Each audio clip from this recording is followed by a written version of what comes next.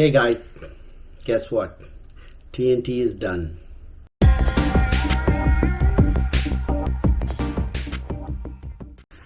So yes guys, I am in my house, finally finished my 30,000 miles of TNT, and this is going to be basically a quick overall review of the whole TNT process and what are my thoughts about it and some things I want to share.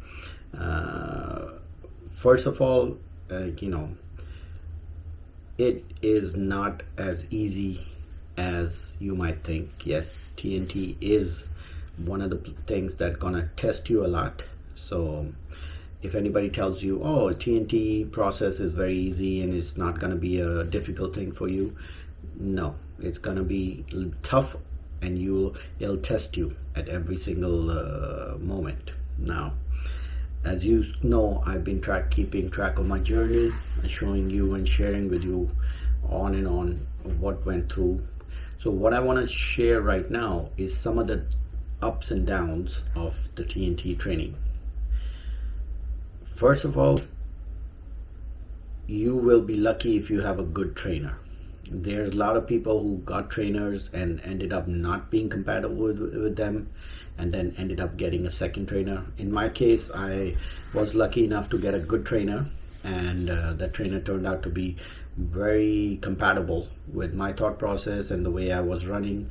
And at the same time, I tried to make sure that I didn't give him any reason to have second thoughts about me also. If you are not used to living a little rough lifestyle, this might be difficult for you. If you are not used to compromising, making sure that you have to change as the environment changes, this might be tough for you.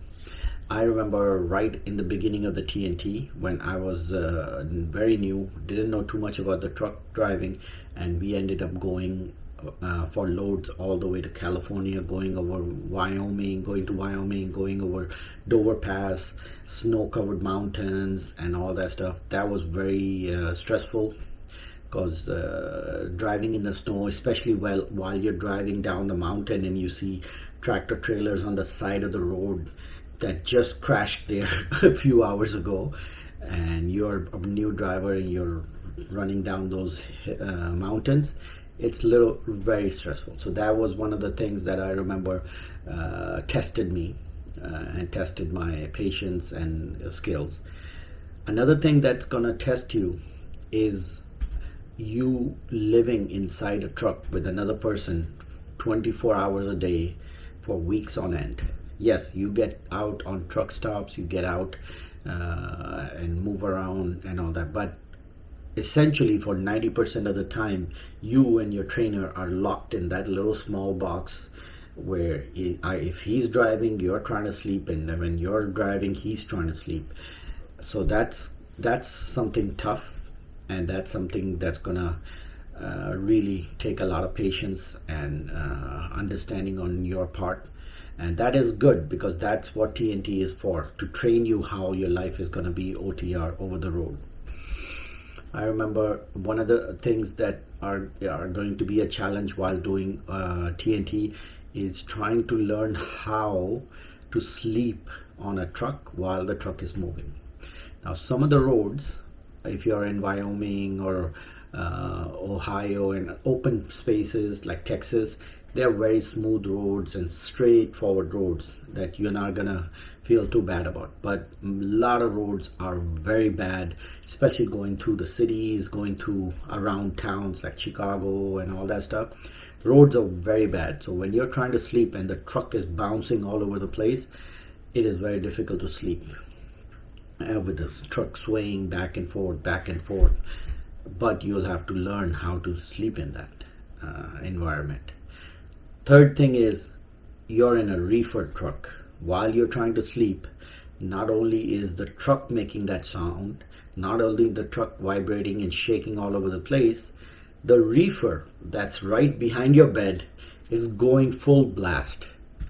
So all those things add in for you not to have a good night's sleep. Now, if you don't have good sleep and then you wake up because you have to wake up and drive, it is a challenge to drive. Keep yourself awake, keep yourself self alert, and drive. Now, right in the beginning of the training, I decided I will not be taking any 5-hour energy. I'm not going to be taking any Monster or Red Bull or none of that stuff that'll keep me awake.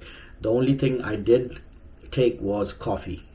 Before my shift, I would take a cup of coffee, and that would be it. I decided not to get on that because I know that becomes a addictive thing. Like once you get on the 5-hour energy or Monster drinks or things like that, you end up always needing that to stay awake. So I don't want to fall into that cycle. So I did not. That's something that you have to figure out for yourself if that's going to be something.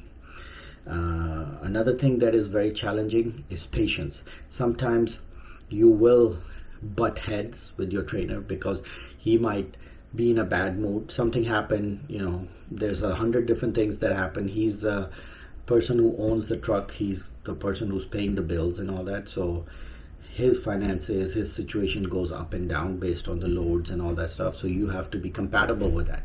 You have to be patient and understand that not every day is going to be sunshine and rainbows. But that's part of the TNT. You have to learn how to deal with people. You'll run into problems. We had a lot of different things. Luckily in my TNT we did not have any major mechanical problems. Only once or twice we had situations we had mechanical, but that could be you, in which your truck could break down and you have to deal with that.